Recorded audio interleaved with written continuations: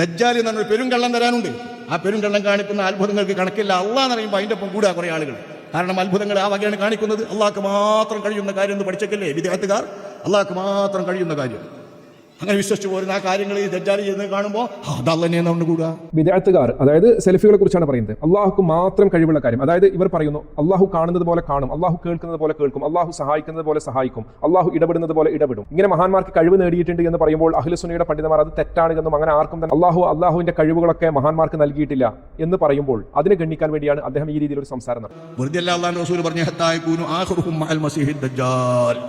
ഈ വിദഅത്ത് സംഘത്തിന്റെ അവസാനത്തെ കൂട്ടർ, അവസാന തലമുറ മസീഹുദ് ദജ്ജാൽ വന്ന് ഞാൻ അള്ളയാണെന്ന് പറയുമ്പോൾ അവരുടെ കൂടെ കൂടുമെന്ന് ശഫീഉനാ റസൂലുള്ളാഹി. നമുക്ക് ഇത് കേൾക്കുമ്പോൾ കൃത്യമായി സമസ്തക്കാരുടെ അവസ്ഥ ആ രൂപത്തിലാകാൻ സാധ്യതയുണ്ട്. കാരണം മുജാഹിദുകളെ അവർ വിദായികളാണ് എന്ന് പറയുമ്പോൾ ഉടുക്കാനും പുതുക്കാനും മാത്രം വിദായത്തും ഖുറാഫാത്തും വെച്ച് പുലർത്തുന്ന ആളുകളാണ് സമസ്തയുടെ ആളുകൾ എന്ന് കൃത്യമായി നമുക്ക് എല്ലാവർക്കും അറിയാം. അവരുടെ ഇടയിലേക്ക് മസീഹുദ് ദജ്ജാൽ വന്ന് ഞാനാണ് റബ്ബ്, ഞാനാണ് അള്ളാഹ് എന്ന് പറയുമ്പോൾ സമസ്ത മുസ്ലിയാക്കന്മാർ വിശ്വസിക്കും. കാരണമുണ്ട്. ചിറ്റടിമീത്തിൽ അബൂബക്കർ മുസ്ലിയാരെ കുറിച്ച് എന്താണ് സമസ്തയുടെ ചില മുസ്ലിയാക്കന്മാർ പറഞ്ഞത്? അത് അവർ വിശ്വസിക്കുന്നില്ലേ?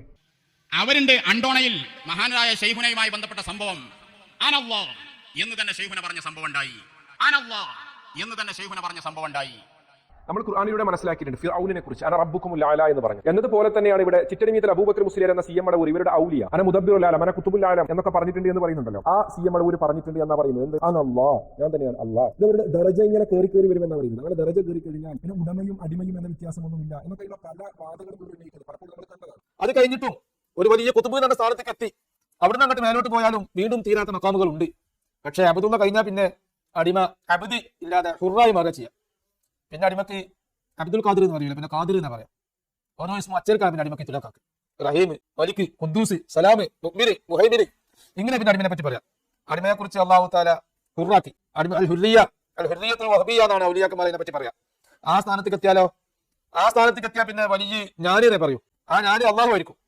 അത് ഞാൻ വേണ്ടാന്ന് വെച്ചു. അള്ളാഹ് പറയേണ്ടതൊക്കെ ഇങ്ങനെ പറയാ ചെയ്യാം. അള്ളാഹുവിന്റെ ഭാഷയിലാണ് സംസാരിക്കുക, വലിയ സംസാരിക്കുക. സിഎം വലിയുല്ലാഹി ഖദ്ദസല്ലാഹു സിർറഹുൽ അസീസ് അവരുടെ ലാസ്റ്റ് സമയങ്ങളിൽ ഞാൻ മാത്രമായിരുന്നു പറഞ്ഞിരുന്നത്. അത് വേണ്ട, അള്ളാഹു സുഖപ്പെടുത്തട്ടെ എന്നല്ല, അത് വേണ്ട, ഞാൻ ബാത്തിലാക്കി, ഇങ്ങനെയൊക്കെയായിരുന്നു അവർ പറഞ്ഞിരുന്നത്. ഈ രീതിയിലുള്ള വാദങ്ങൾ സമൂഹത്തിന്റെ മുന്നിൽ പറഞ്ഞു വെക്കുമ്പോൾ സ്വാഭാവികമാണ് പിടിച്ചു നിൽക്കാൻ കഴിയില്ല. അപ്പോൾ കണ്ടെത്തിയ ന്യായങ്ങളാണ് ഈ പറയുന്ന നജീബ് മൗലവിയിലൂടെ നമ്മൾ കേൾക്കുന്നത്.